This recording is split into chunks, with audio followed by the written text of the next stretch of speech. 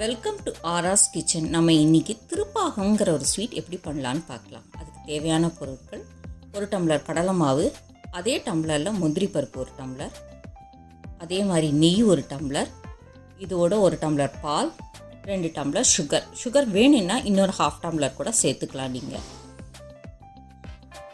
இதோட கொஞ்சம் கார்னிஷ் பண்ணுறதுக்கு பாதாமை நறுக்கி வச்சுருக்கேன் நான் குட்டி குட்டியாக. இதோட ஒரு பிஞ்ச் ஆஃப் குங்குமம். இப்போ முந்திரி பருப்பை பல்ஸ் மோடில் கொஞ்சம் கொஞ்சமாக திருப்பி இந்த மாதிரி பவுடர் ஃபார்மில் பொடிச்சிக்கோங்க. ஒரேடியாக பொடிச்சிங்கன்னா எண்ணெய் கசிய ஆரம்பிச்சிடும் உங்களுக்கு. இப்போ ஒரு வடை சட்டியில் ஒவ்வொரு இன்க்ரீடியன்ஸாக போட்டுக்கோங்க. அடுப்பை ஆன் பண்ணாதீங்க. எல்லாத்தையும் போட்டு நல்லா கரைச்சதுக்கப்புறம் நீங்கள் போடுங்க. இந்த ஸ்வீட் ரொம்ப ஃபேமஸான பழைய ஸ்வீட்டு. ஆனால் இப்போ யாருமே பண்ணுறது கிடையாது. ஆனால் எல்லா கோவில்லையும் இது ஒரு நெய்வேத்தியமாக எப்போவாவது ஒரு நேரம் பண்ணுறாங்க அவங்க. ஸோ ரொம்ப நல்லாயிருக்கும், அரோமேட்டிக்காக இருக்கும்.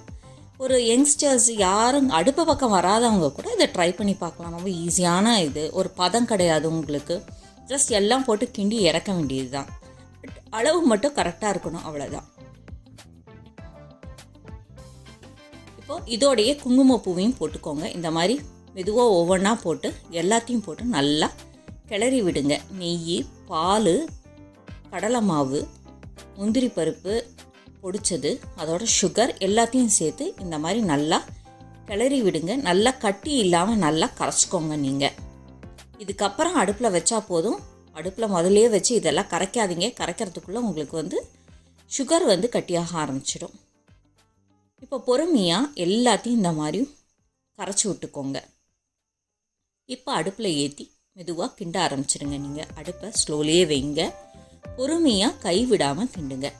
ரொம்ப சீக்கிரம் பண்ணலாம். ஒரு 15 to 20 minutes கூட ஆகாது நமக்கு இது பண்ணுறதுக்கு. ரொம்ப லவ்லியாக இருக்கும் டேஸ்ட்டு இது.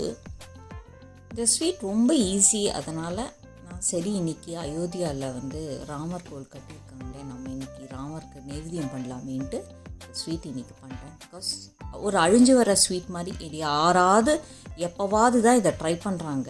இதை தவிர இதுக்கப்புறம் வந்த மாடுலேஷனில் உள்ள 7up கேக் கூட ட்ரை பண்ணுறாங்க. ஆனால் யாரும் இதை ட்ரை பண்ண மாட்டேங்கிறாங்க. ஸோ இது ஒரு நல்ல ட்ரெடிஷ்னல் ஸ்வீட்டு தான்.